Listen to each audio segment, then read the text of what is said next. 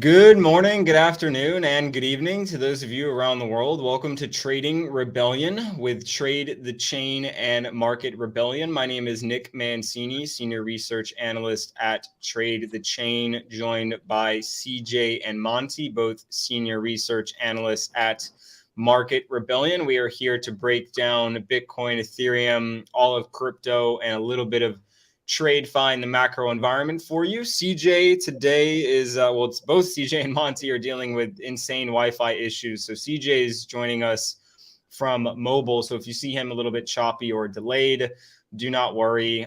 He is not stuck in a time warp or anything like that. He's just dealing with crappy reception issues. So we are going to go ahead and break down everything going on. Crypto is up slightly on the day. We had a pretty flat weekend, but Sunday was clearly positive for the bulls and continuing a little bit in today. The few panel members are feeling a little bit bullish to start the week, and a few panel members are also feeling a little bit bearish. So we're going to discuss and break all of that down for you.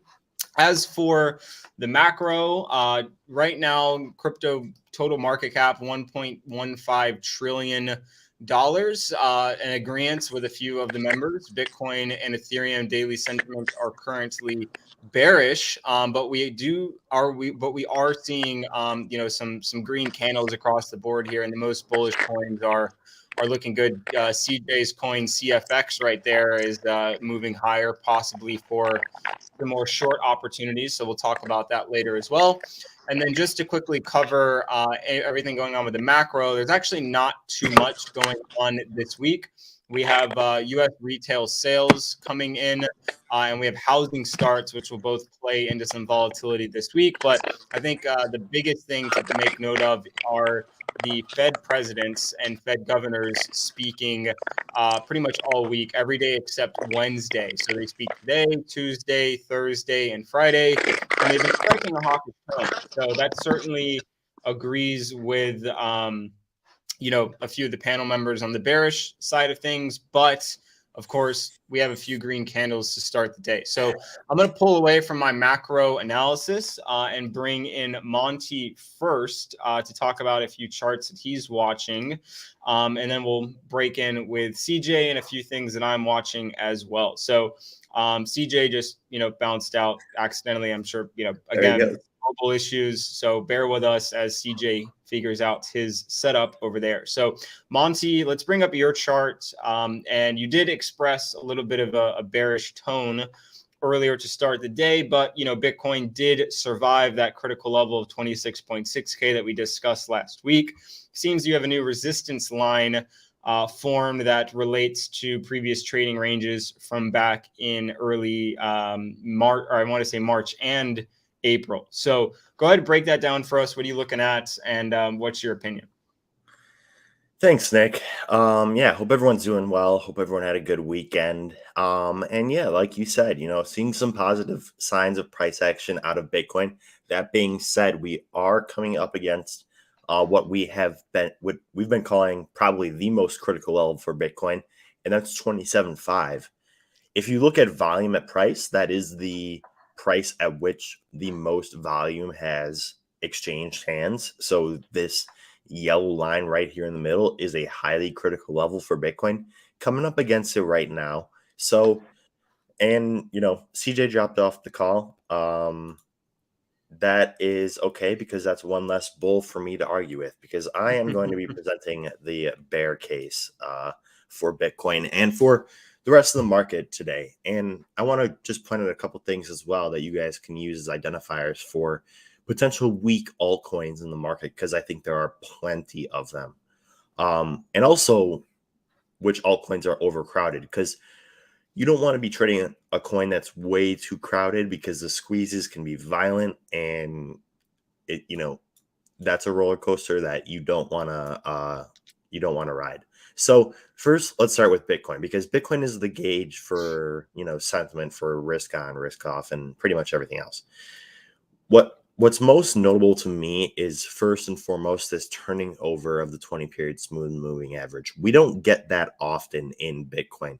It will sometimes go flat when we consolidate for a few days, but not very often does it turn over without some subsequently overwhelmingly negative price action.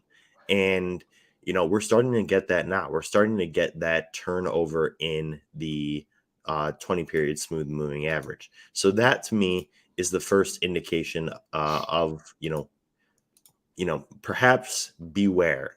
Okay. Because now we have 27.5 as overhead resistance. We're floating above it, but you can see if we look a little bit more interim, you can actually kind of see the wick forming above 27.5, right? So you can see how critical of a level this is, and there's profit takers at this level. This may be the high for the day, Nick. We'll see. But 27.5 is a highly critical level for Bitcoin, not just, in terms of like a technical perspective, but also in terms of an algorithmic trading perspective. I'm sure any bots that caught this move are taking profit at this level, given the fact that, like I said, volume at price, and also the fact that it was resistance back here. And you can go all the way back and you can see that, there's been lots of Bitcoin exchange hands at this price. So getting back to the daily chart, this is kind of what I anticipate to happen. Is this 20 period smooth moving average continue to move down? As it does, Bitcoin kind of bounces from that level. And if you miss this short move, this move to the downside, that's okay. Like I always say, don't be, particularly upset over missed opportunities, because there will always be more opportunities. What I'm looking for now in this market is something a little bit like this. I expect to see, maybe 1 to 2 days of consolidation, but then I expect to see this 27.5 level reject us, come back down, maybe one more retest of that moving average, and then ultimately a breakdown to this level, which would be my potential trigger for entry into a longer term short play. So to sum things up, I would be looking to enter a short into the alts if we got this retest of the moving average right here, where 27.5, 20 period smooth moving average coming down. That would be ideal. Then you have this big move to the downside here, right? Where we're talking about a move to 20K. I don't want to get too far ahead of ourselves, but given how fast we made this move up, the velocity at which we make the move down, I think could be, just from a CMT perspective, typically the move down matches the velocity of the move up.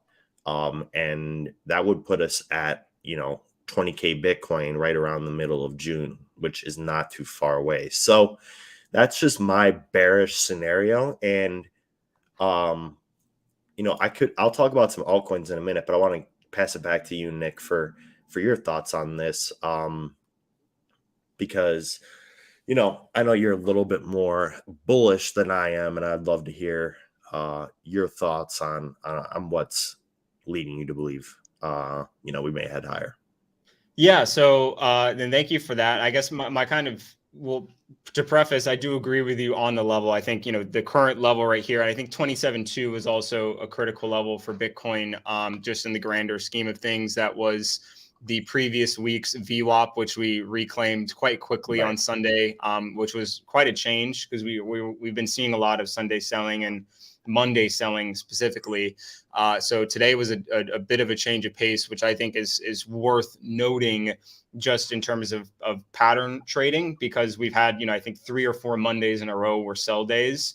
And today not being a sell day, we are up on the day is certainly giving me a little bit more indication that possibly the tides have shifted. But I do agree with you that 27.5 number is extremely critical to continue the path higher and break into that larger range that CJ has defined by the green dashed line as well as the orange yellow dash line. So I guess before I dig into my thoughts and what I'm looking at, Monty, my question to you would be, what about this chart right here changes your bias? Is it a reclaim of 27.5 on the daily? Is it on the 4 hour? Because we could certainly obviously deviate above 27.5 to 27.8, tag your smooth moving average, and then, get sent back below 27.2K. We Sure. could basically have kind of a double deviation in this little gross, tiny range that we're currently in. So from that perspective, just to have the 360-degree perspective for all of our listeners, what forces you to change your bias if it does occur? Yeah, good question. And I'm always willing to change my bias if, the conditions are right. I'm not going to get caught up in a position just because I, came on the show today and said that I'm bearish doesn't mean that I'm going to lock myself in on a bearish position for the rest of the week. So to answer your question, what I'd want to see if, in order to kind of flip that bias from a more bearish outlook for the rest of the week to a more bullish outlook for the rest of the week is one, a continuation of increasing bullish volume. We're getting that today, which looks good, right? So that's a good sign of potential continuation on the next day. Volume is one of the few leading indicators we have. So when we do have, increasing bullish volume, it's worth taking note of. And if we get that same thing tomorrow, if we get increasing bullish volume while we're coming up against this smooth moving average, or even, we get a big amount of volume and we smash above that level, then yeah, my bias has shifted because not only, have we reclaimed that level of 27.5, we've passed above this 20 period smooth moving average, and a move like this where we have kind of, one candle, two candles, three candles upward, that would bring the 20 period smooth moving average, kind of back up on a positive trajectory and kind of flip it back to support. So that's what I'd want to see, right? Is acting the 20 period smooth moving average acting as support like it has in the past here, like it has, somewhat here. That's what I'd want to see in order for the bullish case to take place. And if you really think about it, a move from here, from where we're at right now, 27.5 to 30K, that if that move takes place, we're going to see some incredible action in the altcoins. You know, we're going to see some crazy, crazy price action. So uh, that's what would make me switch my bias is simply a move above that 20 period smooth moving average. Haven't gotten that yet. And also just, continuing increasing spot volume because that's one thing that's, I think, allowed us to maintain this level of 27 5 to 27.2, and then ultimately bounce from that 26K level is spot buyers stepping in Asia. And if that doesn't continue, then, I think we head back down. But watch that volume, watch for a break above the 20 period smooth moving average. Those are the two things that would change my bias from being, a bit bearish on the week to green lights, and, getting long some alts. Yeah, and thank you for that. I appreciate, the 360-degree analysis. Certainly understanding where you may start to change your mind, because I think, as traders, we can't succumb to being stubborn all the time. We have to recognize, when a trade is no longer opportune, or the winds have shifted in the markets, and who is in control, or sometimes lack thereof. So appreciate that very much. Definitely good insight. So what I'm looking at, and although, I definitely started the day off a little bit bullish, but I will say if this 4-hour candle closes, in the current position, then it is looking a bit like a swing failure pattern back up into this range. And obviously if we close, at the low end of this range or near the VWAP, then the weekly VWAP, I should say, then we are getting a bit precarious in terms of, potentially coming back to the previous daily close, which was 26.9, or potentially back to range lows, which was 26.6K. So what I'm currently looking at, and I am positioned long from a bit from last night. I added a little bit this morning. And the main reason that I was excited this morning, it was twofold. Is one, over the 1 hour estimated 200 moving average and above the previous weekly VWAP, which I consider two critical levels for short-term trading. So what you want to see in the short term, in my opinion, is you want to see both the VWAP and the 1 hour estimated 200 moving average hold as support. And if it does, if we can stay above pretty much that 27.3 level, then I think we have some gusto to get at least up to 28K, which I see as the next resistance level. And of course, it is a nice round number, and Bitcoin does like to face resistance and support at nice round numbers. So that's really just the reason for my short-term bias is typically, if you've watched me on my daily shows or follow in the Trade the Chain community, I typically employ a VWAP and 200 estimated moving average strategy, typically on the 15-minute and 1 hour for short terms, and obviously 4 hour and 1 day for the longer term trades. And right now, being above both of those levels is certainly good in my eyes. Now, one thing I will say is we are getting a bit overbought on the RSI levels, and obviously we have some wicking action that is certainly not conducive to continued bullish candles, provided the level of 27.3 does not hold. So, the fact that we are above, these lows is positive, but of course these wicks are certainly a little scary. So I would not recommend anyone jump into longs right now. I would recommend you be patient and wait for this candle to close and hopefully another confirmation candle to open above that 27.3 level. And then I would look for 28K right now. If that does not happen, if we break below the 27.3 level, then I do very much agree with Monty that 26K or potentially, or 26.6K or 26.9K are in play for the intraday. And then we have to worry yet again about the critical level of 26.6K. But the one indication that I will say is certainly giving me some hope in the medium term is, like I said, Monday buying is certainly a change of pace for the past several weeks, but we do have deviation, and you guys do know how I feel about deviation. So if we just kind of build a similar trajectory here, price got up to nearly 31K, dove back down, tried to scam a little bit back above 30.5K, which was obviously the range high. And then we ended up breaking back down into the range. So the fact we deviated here, survived 26.6K, and are now trying to reclaim this range as well as this range are two indications that certainly the bulls are trying to come back and play. But I will say, recent 4-hour candles certainly not giving too much indication. So we could very likely see back down to 26.6. I would look for that to hold. If that does not hold, I will be shorting in full force with Monty down to at least 25.9, which will then probably represent a decent, support hold. And then we try and short down to 25K if given the opportunity. So Monty, in your opinion, I kind of broke it down a bit, in a different way, basically saying this is how I'm feeling if this level holds, and this is how I'm feeling if this level fails. Do you agree with that analysis, or are you're just sticking to the guns for this type of trade? No, I agree with you. I think we're right up against it. This is the critical level, right? This is the make or break level. I think watching this from a 4-hour perspective is a good idea, especially when we're at 27.5. And anything between 27.5, 27.2, like we're going to see a lot of volume.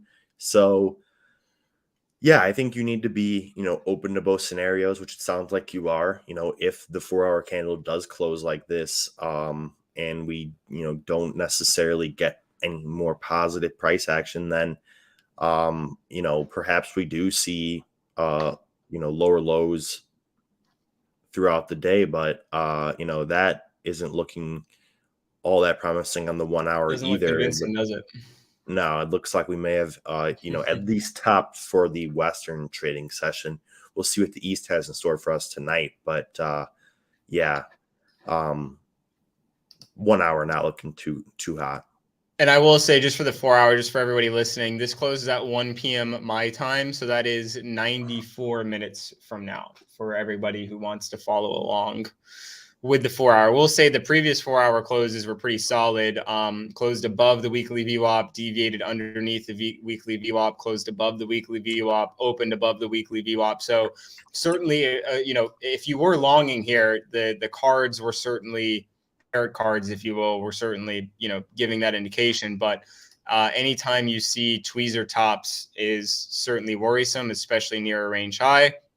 And like Monty said, trying to get above that 27.5 level, but failed. So just like we're looking at deviation down below, we have to recognize local deviation likely right here, with pretty much this being, that kind of resistance level. So what you'd try to look for is what I guess you'd want this to hold right here, which coincides with the weekly VWAP.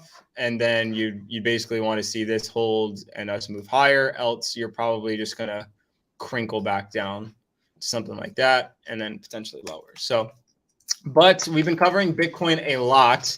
And Ethereum does have some interesting news that is currently happening today, but was really breaking the news over the weekend.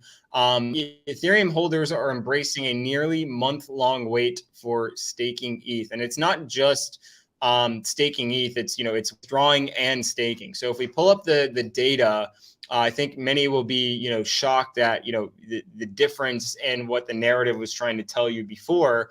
The people that want to stake, there's 49,000 people waiting to enter the queue, and the queue is going to take more than 26 days to allow them all to stake. The exit queue for ETH validators is 0. That means nobody is wanting to leave. So I mean, this is pretty much the hottest party on the planet when 49,000 people want to get in and nobody wants to leave. I mean, it kind of looks like trying to get into Marquee in Manhattan on a Saturday night, or trying to get floor seats for the Lakers. I mean, it's near impossible to do those things. So, Monty, in terms of outlook on ETH, I think the biggest coin that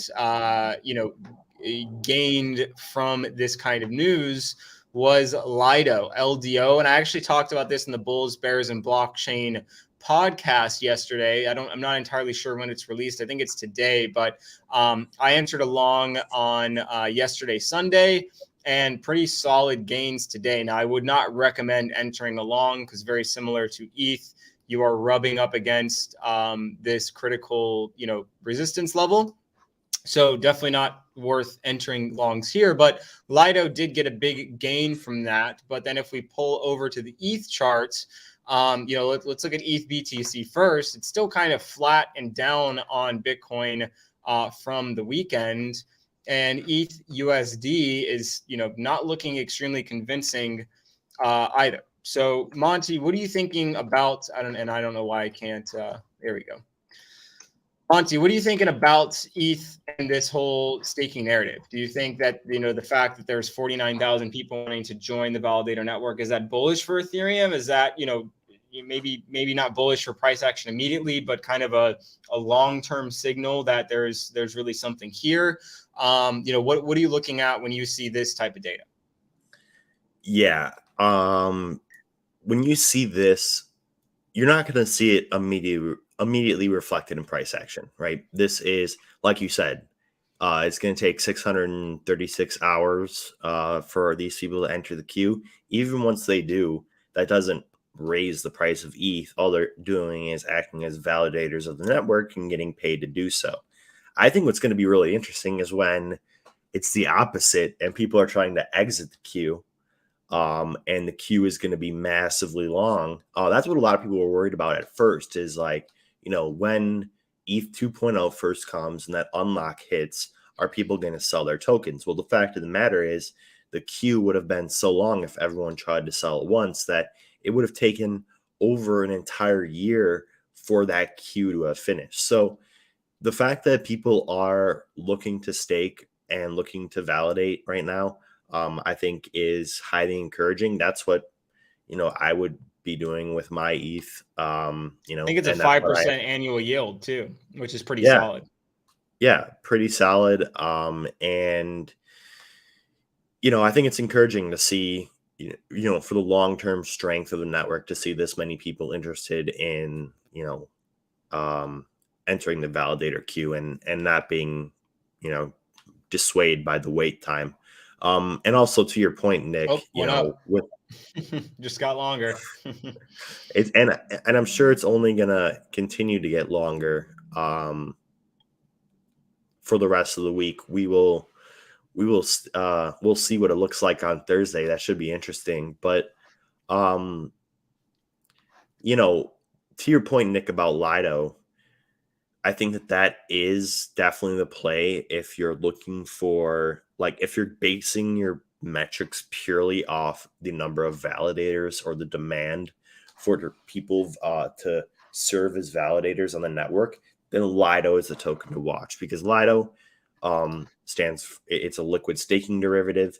And if people want to lock up their capital and earn that yield, then the idea of them being able to liquid stake that capital should be even more appealing. So I think that, seeing that large queue, it's already clearly had a massive benefit in price for Lino, like you pointed out. But I think in the long term is indicative of demand for this sort of thing, right? This sort of being a validator for a network. And even if you have to lock yourself in, which you don't with Lido, right? It's liquid. People are still rushing to the door to validate their ETH. So I think Lido is definitely the high beta play, and is the one that could be reflected in the most nearly immediate price action. I don't think it will affect ETH all that much in the interim. This is just, network maintenance more so than technical price action. But for Lido, I think it's something different. I think it's indicative of, like I said, demand to be a validator, and that is very good for the fundamental narrative of Lido. Yeah, and I mean, it's kind of also, people are, they want to lock their ETH up, which, doesn't imply, due to the liquid nature of the staking, doesn't mean that it's not, available to be introduced to the network, to the total supply if someone wanted to. But it's basically the idea of, a high yield savings account. So, I mean, if everybody in the world is sort of parking their money in banks, I guarantee you our yield would go up because banks would have a lot more cash to play around with and stuff. And I'm not saying that the Lido network or Ethereum is allowing anyone to gamble or loan or do anything with these types of assets, but it takes available supply off the network, and it implies that there's more demand for what is available in the network. So it's definitely a bullish narrative. And for the LDO traders, what I called yesterday on the B3 radio show was above 1.9, $2 or higher, where I obviously got up to the 2.19 level, which was the low from April 12th, which is, very natural area of which you would expect price action to calm down, just above these lows, at this low. So if you can get above 2.19 convincingly and confirm, so, maybe might not happen till today, the next day, I mean, it could also get cut right back down to 1.9. But if it does break above 2.19, it definitely has a lot of room. The only real resistance I see, is kind of right here and right here. And I have a feeling just the way it's been trading is if it can convincingly get up there and we continue to see stats look like this, let's say throughout the next couple of weeks or whatever, I can definitely see Lido moving up to the 269 level, provided majors participate. Now, if Bitcoin's, doing what Monty predicted, then I definitely do not think Lido is making it to $2.69. But it also could be a stronger asset compared to others. Like we saw, let's look at Solana for a second, which I thought was, if you look at every other chart, the Solana holding, these April and March lows, a lot stronger than everything else. I mean, it was down 20% peak to trough, but the price movement was a lot more volatile and tough to scrape value out of. So when you're looking for certain coins that have strength in the market or have some sort of narrative going on, Solana is definitely a coin that I'm following along with closely, because if it gets back above 2163, it's pretty much got smooth sailing, up to this moving average and up to the top of the range. And, looking very similarly at Lido, it's, although it's been a lot more volatile in Sol, it, had a very beautiful deviation and basically zoomed through this range in a single daily candle. So you have to recognize and respect that kind of strength and those kind of movements. And that's why I have Lido and Sol as two of the coins on my tracking list. So I do want to cover Ethereum just from a price action standpoint, Monty, just because, I think that's fair with how much we're talking about it. But before I do, in relation to LDO, Sol, or any other alts that you think may be strong or weak, has anything else caught your eye? It could be related to the ETH staking narrative as well. Yeah, there definitely have been some alts that have caught my eye. And if you go ahead and throw up my chart real quick. Oh, yes, sir. One thing that's great about days like today, Nick, where we get a little bit of positive price action in Bitcoin, is that we'll see which altcoins are most heavily shorted. Lido is not an example of that. Lido is showing genuine strength. But when you have this positive price action in Bitcoin, the assets that outperform the upside are the assets that are most shorted because you're seeing shorts covering and shorts getting squeezed out of the market. So look at Litecoin, right? Up 5%. Are you telling me this is like genuine spot buying or future speculation? No, it's not. It's shorts being squeezed out. So we're getting some pretty valuable information. This is a crowded trade, a trade that I don't necessarily want to be in. GRT. This was another one we were actually talking about last week, right? It was floating around the lows. People were looking to short this heavily. Lots of talk about it on Twitter. And sure enough, Bitcoin has a positive day of price action. This thing squeezes out every and all short. Same thing with Mana. This was a popular short, also squeezing out anything that's outperforming Bitcoin is essentially a crowded trade. And that's what I want to avoid when I'm trading to the downside, is something that's too crowded, because that's what sets you up for those volatile, tough short squeezes. So one play that I like, or any play that I like, would be anything that's looking like flat today or right around where Bitcoin's at. And one example of that I think has a potential to be a good short here in the immediate future is, where is it on my watch list?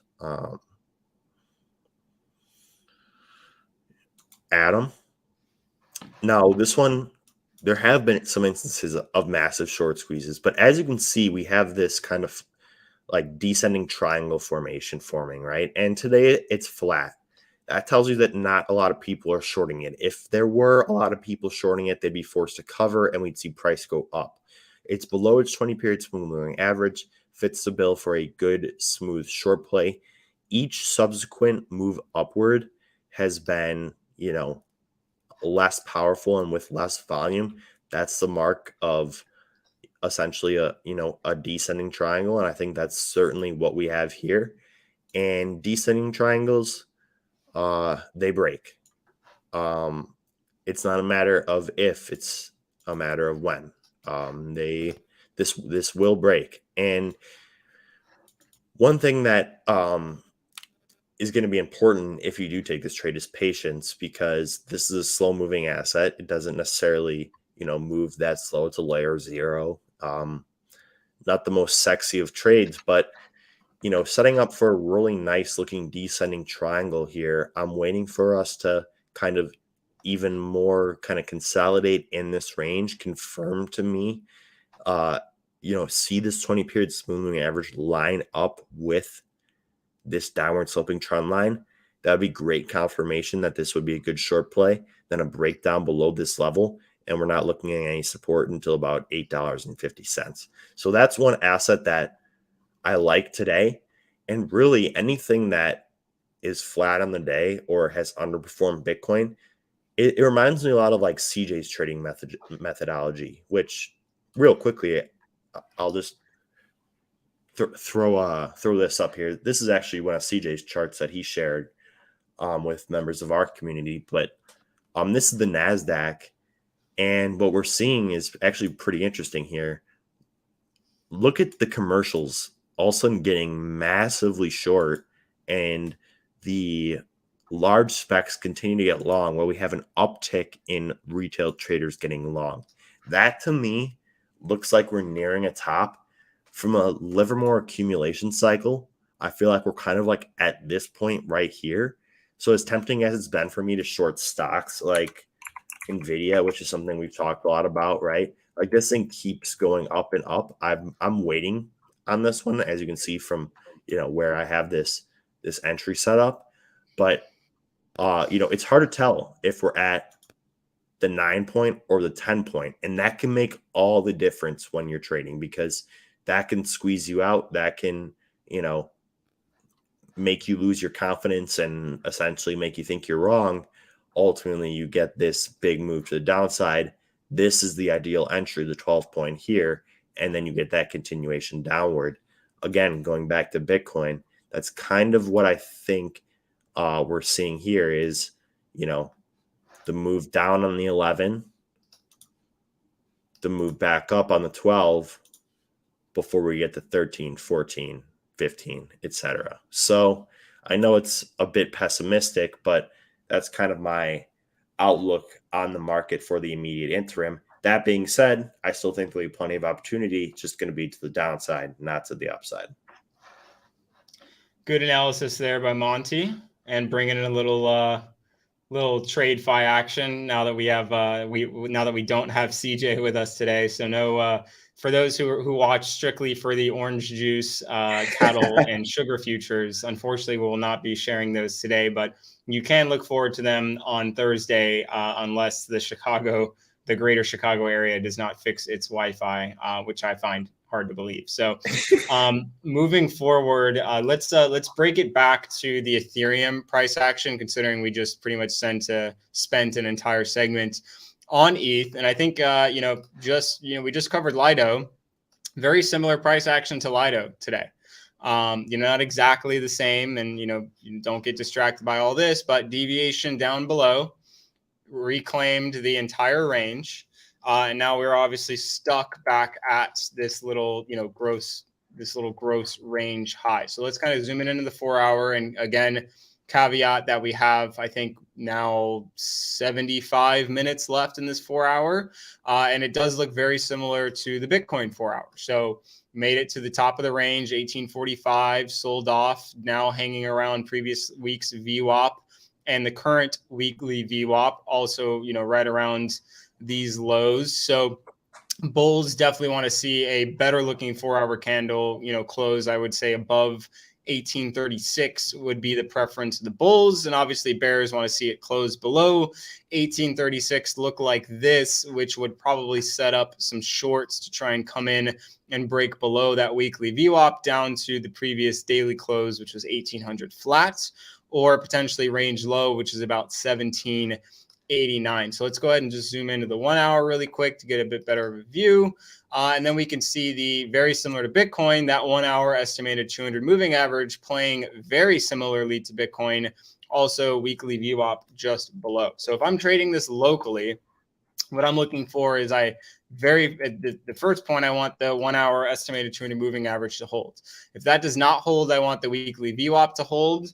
Very similar to this price action that we saw around 7 a.m. my time, which is about 10 a.m. Eastern. So obviously broke down below, but closed above the weekly VWAP, and then obviously moved higher immediately to the top of the range. So very precarious candles here. I would not, I would say if you are if you are a risk taker, this is certainly where you would enter a trade. But what I would look for on the safer side is confirmation, meaning the hourly for this current hour closes above 1829. And then we have another candle hopefully close above 1829 as well. And even better, it closes above that 1836 level. And if you actually just think about the general timing for that, the next 1 hour will close at the same time, I believe, as this 4 hour will. Let me just confirm that. So actually we have So after this next candle, so meaning in 75 minutes, we'll have 2 more full candles plus a 4 hour candle to make a decision. So I think if you are erring on the patient side of what do I do today, you mean you could do nothing, because we did get a lot of volatile price action today. And Monty and I both know that, a lot of that volatility will come at the daily close, which is 8 p.m. Eastern. So you could just be patient up until that daily close. Or if you wanted to be a little bit overzealous, you'd wait for a confirmation of this small area or a break in that area to then short it lower. So I don't really have any indication for intraday. Obviously, I think what you want to see from a daily perspective is reclaim 1845. and then you get to move higher towards the 1940 area. And then obviously, if you confirm underneath the 1845 level, then you're going to get sent back down to likely the range lows around that 1780 area. So that's what I'm looking at for ETH. I don't think you should be jumping in anything now, but definitely definitely be aware, there is some deviation here. We're still stuck in this little range. So if you miss the trade today, best to be patient for rejection down to the low end of the range or an acceptance into the next level. So Monty, what are you looking at? I know you're a little bit more bearish than I am. Obviously, my indication is certainly not looking for the bear indicator, but trying to assess the best trade coming. Although I am feeling a little bit bullish and am still currently in longs from last night.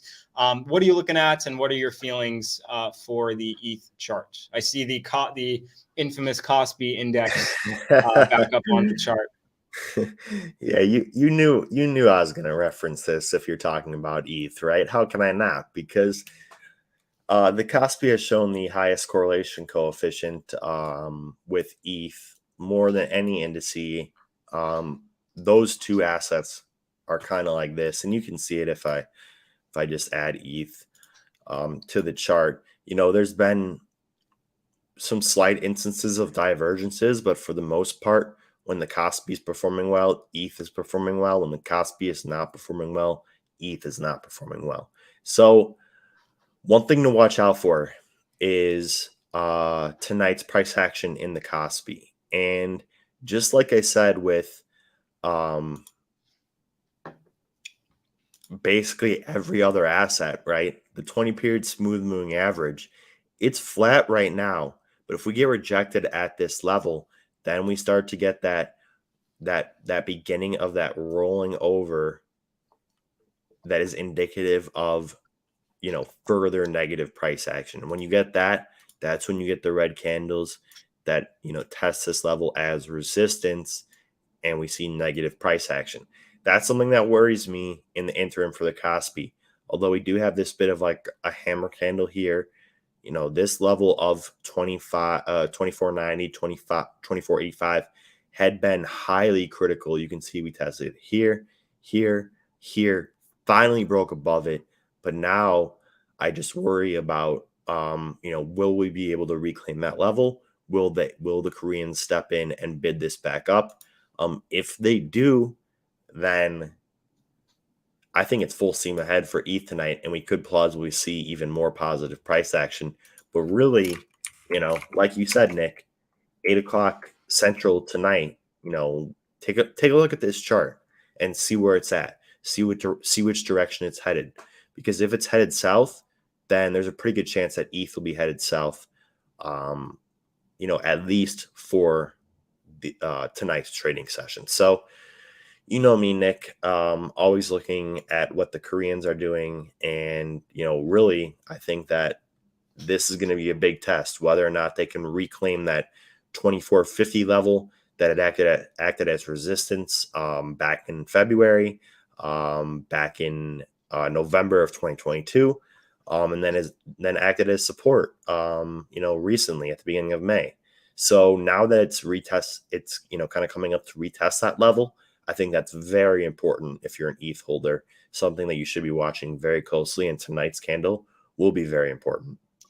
Yeah, and I think just to add on there, we've seen a lot of deviation at the lows from major crypto assets. So certainly, from the bullish side of things, just to throw in a little spice, on the other side, if we do reclaim, I think, what is that level that you have your green arrow at? 249.5, something like that? Yep, exactly. Yeah, so if we reclaim 249.5, this evening and into tomorrow, during the Asian session, of course, then, we could, that could be a little bit of a boost for the crypto assets. And then obviously if you get rejected at that level, then certainly in favor of Monty's bias, which would be lower back into the previous range that you can see in November, December, February, March, and a little bit of April. So, but, we've covered a lot today, 45 minutes of analysis straight. So I do want to open it up to any people who are watching. If there is a coin or stock that you would like us to check out, we've got a couple minutes, so feel free to throw that out there.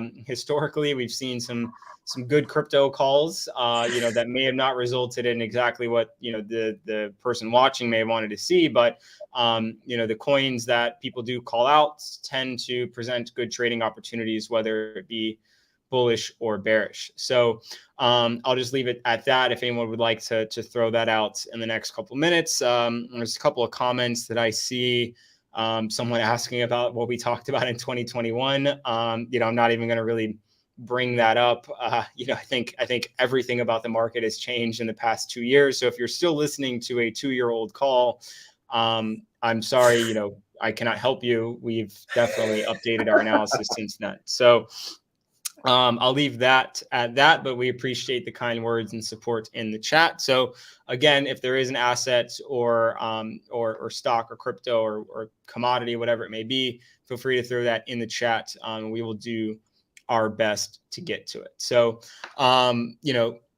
Monty and I definitely are a bit on different sides of the aisle here, but I think the one thing I hope everybody takes away is how we look at the trades. Neither Monty and I are pounding our chest or the table saying Right. it will go up, it will go down. We're respecting the levels and that we're given and that we're noticing, and we're trying to tell you what our triggers are. So I definitely hope everybody took away what the long triggers are and what the short triggers are, because I definitely don't believe that right now at this second you need to be digging into any longs or any shorts just yet. So maybe on Monty's side, because we did get we did get the 1845 kind of rejection, and we did get the 27.5 rejection as well, but in my opinion, neither have confirmed yet. So prices are definitely leaning towards Monty's feelings, but we'll have to see how things trickle into the daily close. So we did get one coin, Monty, BITO. So let's go ahead and check that one out for everybody. Yes, I Which actually is have a position in BITO currently. And BITO, for those who do not know, is the ProShares Bitcoin Strategy ETF, which at the end of the day is going to more or less follow Bitcoin, but different numbers and statistics. But I'll just to draw the comparison here, let's just pull up the Bitcoin chart. And as you can see here, pretty much 1-to-1, although there is a bit of a discount on BITO.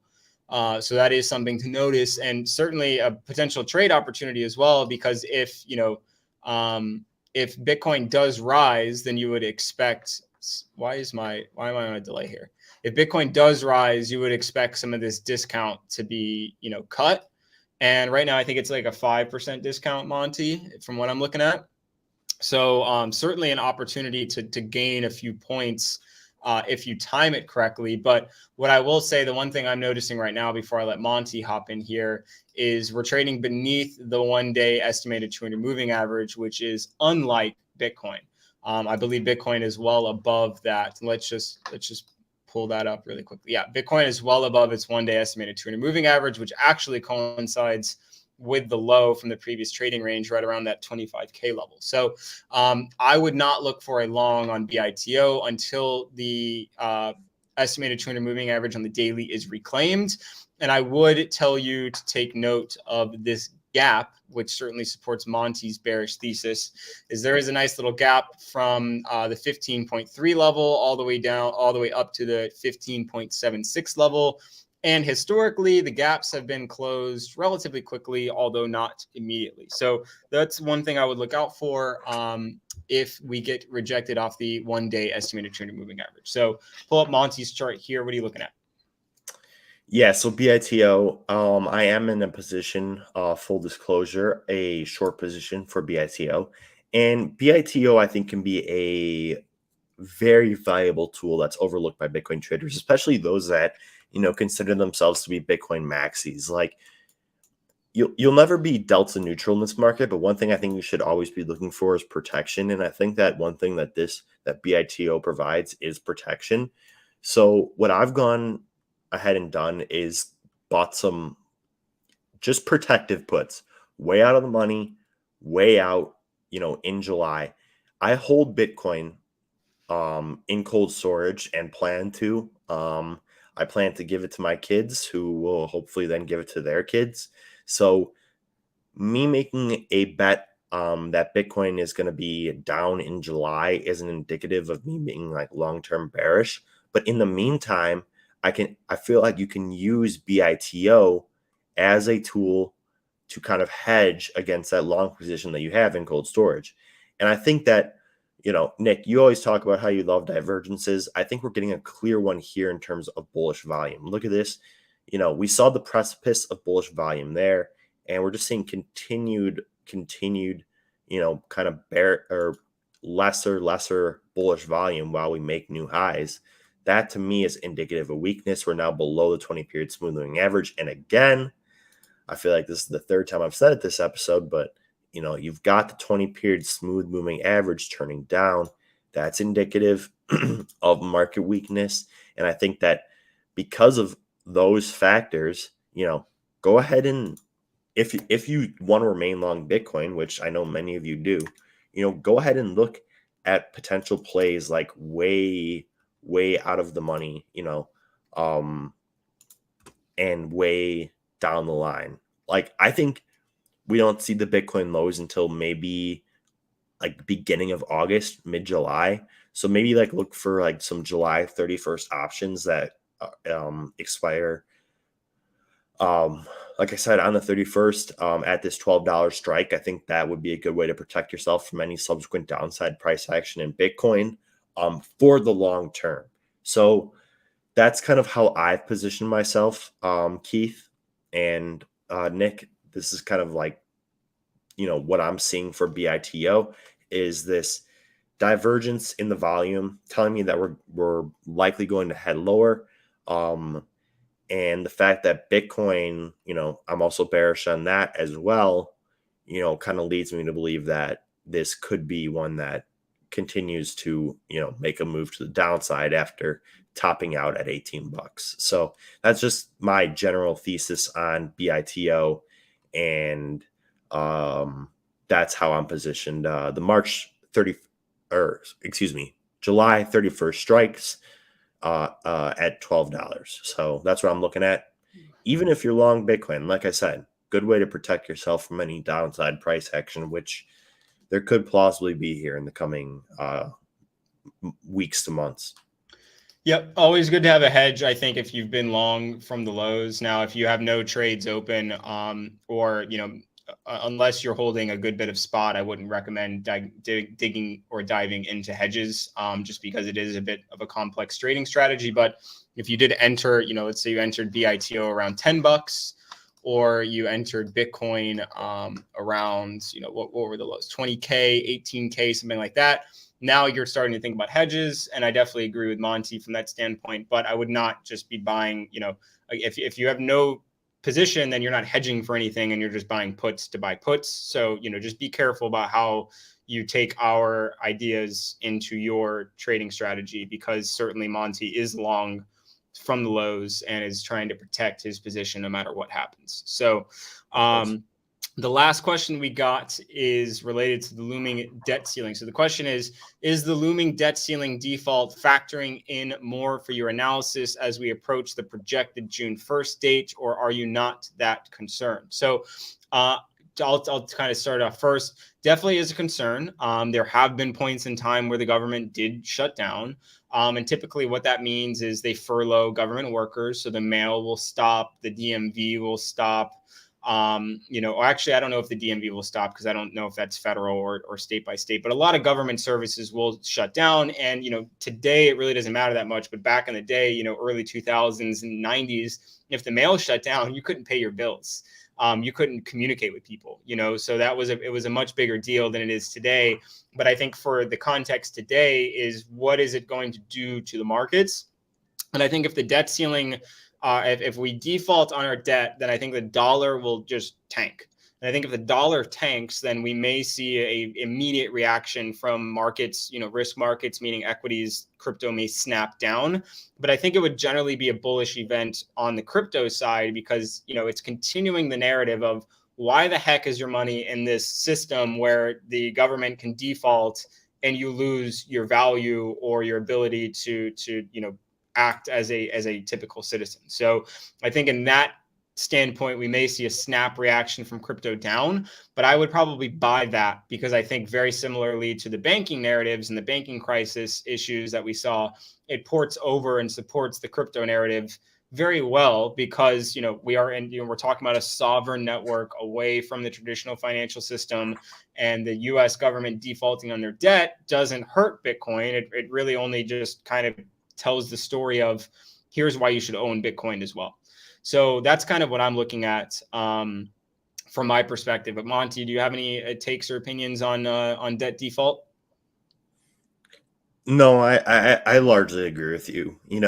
I think that if we do see that, we haven't really talked about the dollar that much today, but it has been looking strong. But that could, like you said, if we do see that default occur, that could be potentially the death knell for the dollar. A lot of people have been talking about the death of the dollar and what could be that final blow. CJ was talking about how the president of Brazil is, meeting with Xi Jinping about, why am I conducting with you in US dollars when I could be conducting in, my own currency that isn't as inflated, the Brazilian real. We've been fiscally responsible, yet we're conducting business using the US dollar. So all of that is concerning if you are long the dollar. That being said, it's hard for me to believe that the government's just going to allow that they're just going to default and allow the dollar to tank like that. I think they're going to. I think, yeah, I think we might see a downgrade in the credit rating, but it's tough to say for sure. Once again, I'm not going to say that I'm not concerned about it because I am concerned, but at the same time, I just can't imagine a scenario where, the government just defaults and allows the dollar to plummet below 100. I can't see that happening. Yeah, and looking at the dollar, it's sitting at resistance. I'll just go ahead and pull up the chart. Just I don't want to talk about it and not mention it, but it is sitting at resistance within this range that it's been sitting in since the end of March. So this is where you would want to short if you are bearish the dollar, and you would probably be targeting, somewhere around the 99 level. So I will say that holding this level 3 times, certainly power of 3, you could definitely make a case back up to 105, over the next couple of months. But I think we are at a very, very critical level here for the dollar, especially with the debt crisis narrative continuing. And of course, the BRICS narrative as well, not to mention inflation and Fed impact. So people will be very closely watching the dollar. And typically, if the dollar is on a bearish trajectory, risk is feeling good. And if it is on a bullish trajectory, risk is hurting a little bit. So, and you're very welcome, the Vasic. Always happy to help, and we appreciate you jumping in with a few thoughts and what you want to see as well. So, I kind of had. I feel like I had one more I wanted to say, Monty, but again, it's slipping my mind. We've been on the show for about an hour, so I think we're going to go ahead and just wrap things up right here. Definitely differing opinion, but I think it's good. No, if everybody on the show is feeling one way, I will say you may want to fade us because anytime the crowd is doing something is typically when the crowd will get hurt. So you definitely want to take everything with a grain of salt and respect the levels. I will say that Monty and I mentioned, we're certainly not drawing lines out of thin air. And we typically have more winning trades than not. So again, thank you very much, everybody. Monty, go ahead and let everybody know. Actually, let me make sure I have the banners up. Let everybody know how they can join and get involved with Market Rebellion. Yeah, so you can check us out at marketrebellion.com/try crypto. We got a community of traders from all around the world that 24/7 chat, Tradingview chart integration. CJ and I publish trade insights twice a week with entries, exits, and stop losses. And to your point, Nick, even though we have differing opinions, today, one thing I think that we made pretty clear is that we're flexible in those opinions, right? Like that's what it takes to be a good trader, in my opinion, is have that malleability to change when the conditions change and admit that, okay, maybe I was wrong on this one. Cut the losers, let the winners run. That's something that, we focus a lot on over at Market Rebellion is, being disciplined and yeah, so go check it out. Join CJ and I. It's a fun community, but that's all I got. Definitely recommend checking out Market Rebellion. I believe it's only $1 to get signed up, so pretty risk-free on that side. And then, of course, Trade the Chain and Market Rebellion do work very closely together. So if you'd like to check things out from a sentiment-based perspective, as well as a global community of traders with daily insights and daily trades, check out www.tradethechain.com. Of course, we do this show with the Market Rebellion team every Monday and every Thursday to break down everything related mostly to crypto. But if you've been watching us, you'll catch some orange juice, sugar, cattle futures, and You never more. know. You never know. We've got every flavor. We're like Baskin Robbins. So whatever you want to get a taste of, we've got it kicking on this show. So with that being said, appreciate everybody joining us. We'll see you on Thursday. Good luck and happy trading.